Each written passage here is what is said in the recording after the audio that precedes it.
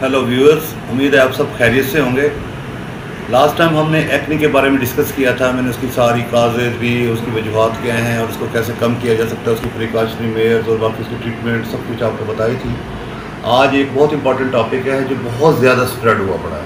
मतलब ये इतना ज़्यादा है कि इसकी वैराइटीज़ इतनी है कि पूरी बॉडी का कोई पार्ट नहीं जिसको ये छोड़ता हो, जिसको होता है किसी भी जगह पर हो सकती है। फंगस के बारे में मैं बात कर रहा हूँ, फंजाई जिसे हम कहते हैं। ये उल्ली के लगना, फफूंदी लग जाती है जिस्म के मुख्तलिफ हिस्सों को। खासतौर पे देहातों में ये बहुत कॉमन है। अगर ये सर पे फंगस लगे तो इसको हम कहते हैं टीनिया कैपिटस। पूरे जिस्म पे लगे तो टीनिया कार्पोरस। और अगर आपकी उस पर लगती है, ग्रोइंस में लगती है, टांगों के बीच में कहीं हो जाती है ज़्यादा, तो उसको हम टीनिया क्रूरस कहते हैं। पाँव में भी हो जाती है, उसको टीनिया पिडस कहते हैं। नेल्स में हो जाती है, ओंकोमाइकोसिस नेल्स कहते हैं।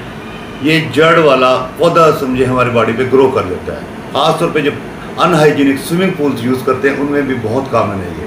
खासतौर देहातों में छोटे छोटे बनाए हुए हैं ये स्विमिंग पूल के नाम पे, उनमें लोग जाते हैं। इस सीज़न में, ह्यूमिड इन्वायरमेंट में, ये सावन का महीना है, सावन में इसका इतना पेशेंट होता है, बहुत ज़्यादा पेशेंट इसका में रिपोर्ट कर रहा होता है। इसलिए इसको अवॉइड किया जाए, ऐसी चीज़ों को, अपनी ह्यूमिड इन्वायरमेंट को अवॉइड किया जाए। और ऐसे आम पॉन्ड्स में, आम जो बने हुए हैं स्विमिंग पूल, उनमें मत नहाएं। घास पे नंगे पाँव ना चलें, उससे ये ज़्यादा फैलती है।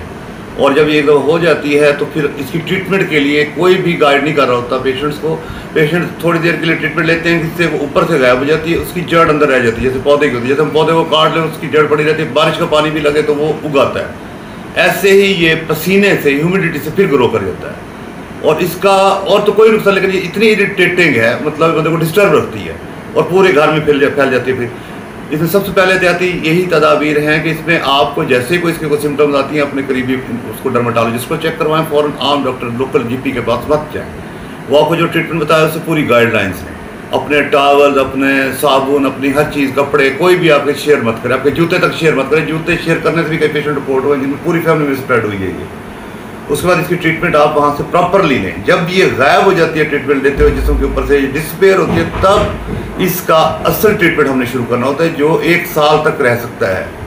इसको प्रॉपरली मैनेज करें तो ये क्योरेबल है, ख़त्म हो जाती है मुकम्मल। लेकिन हम में से 80% लोग इसको सिर्फ वक्ती तौर पे, पढ़े लिखे लोग कई रिपोर्ट होते हैं मेरे पास आते हैं, जो थोड़ा सा लगाते हैं, जब क्रीम लगाते रहते हैं महीना डेढ़, जब ऊपर से गायब हो जाए फिर छोड़ देते हैं। फिर उसे पानी लगता है, नमी होती है, फिर वो इसके लिए फंगस बहुत ज़्यादा फैली हुई स्प्रेड डिजीज़ है। इसके लिए थोड़ा सा केयरफुल हो जाएं। इसके लिए मैंने अपना, मेरे इनबॉक्स करें, कोई भी क्वेश्चन है, मैंने वहाँ पे अपने चैनल पे इसकी मुख्तलिफ पिक्चर्स वो की हुई हैं शेयर, जिससे आपको पता चलेगा कि आपको अगर कोई स्किन पे ऐसी लीन है तो वो फंगस है। उसके लिए आपने कोई चीज़ें, मैं उसकी मैनेजमेंट, ट्रीटमेंट, प्रिकॉशनरी मेयर सारी आपको डिटेल्स में वहाँ पे समझा दूँगा।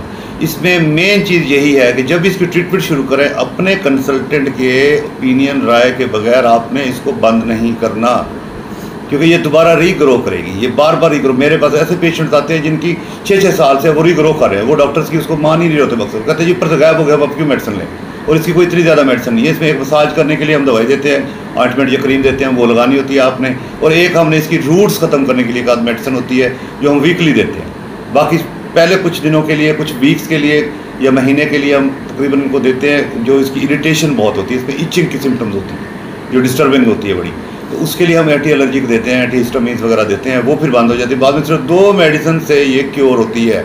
और जब डिसअपेयर हो जाती है फिर क्रीम्स भी हम बंद कर देते हैं, ऑइंटमेंट भी बंद कर देते हैं। फिर सिंपली एक मेडिसिन चलती रहती है जो इसकी रूट्स को ख़त्म करने के लिए होती है। ये एक पौधा है, इसको पौधा समझ के हमने मैनेज करना है। Thank you very much.